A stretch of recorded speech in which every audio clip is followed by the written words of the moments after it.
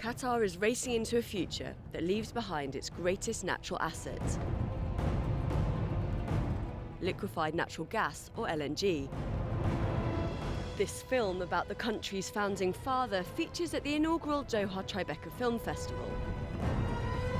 The film, the festival, and the stunning Museum of Islamic Arts where it's being held are all part of a vision to diversify the economy. At the moment, the economy relies on oil and gas revenues to make up around 2/3 of national income.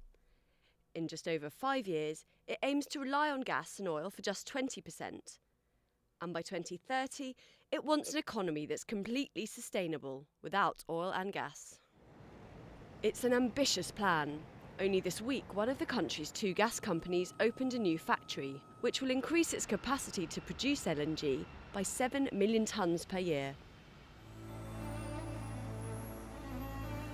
But the government is investing elsewhere too, heavily in arts and culture.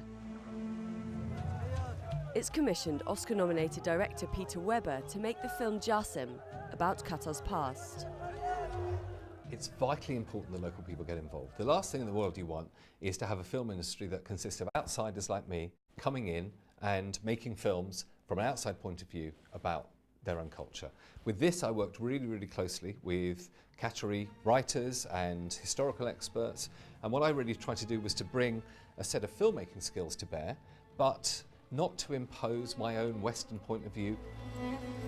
The government hopes these skills will trickle down and help to create a local film industry. Doha Tribeca is less about immediate returns than an investment for the future. It aims to draw Qataris to the world of film, and to that end it's running acting and filmmaking workshops throughout the year. It also aims to attract visitors, including international tennis stars, as part of a range of events that include World Tour competitions and a bid to host the World Cup. Arts and culture are, of course, one of the big hallmarks of sophistication. And one of the things that Qatar's looking to doing, as most GCC countries are looking to do, is to push forward towards a more sophisticated economy. And that doesn't just include things where you naturally derive financial return from. But Qatar is also spending away from the international spotlight. Its budget for 2009 sets aside 20% for education. And that doesn't even include the cash for this. Education City.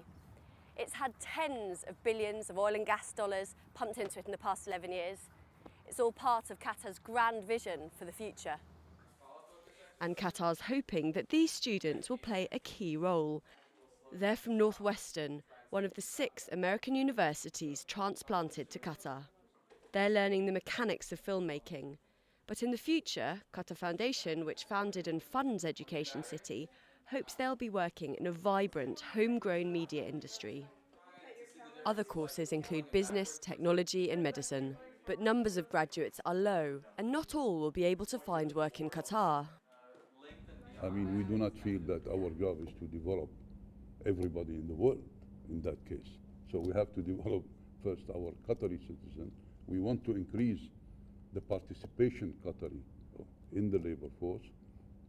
We want to choose development path that depends less on expatriates. Just a short drive away from Education City are many of the people who play a vital role in Qatar's physical development. Benefits for them remain few, and there's little evidence that that will change in the future. Joanna Blundell, Al Jazeera, Doha.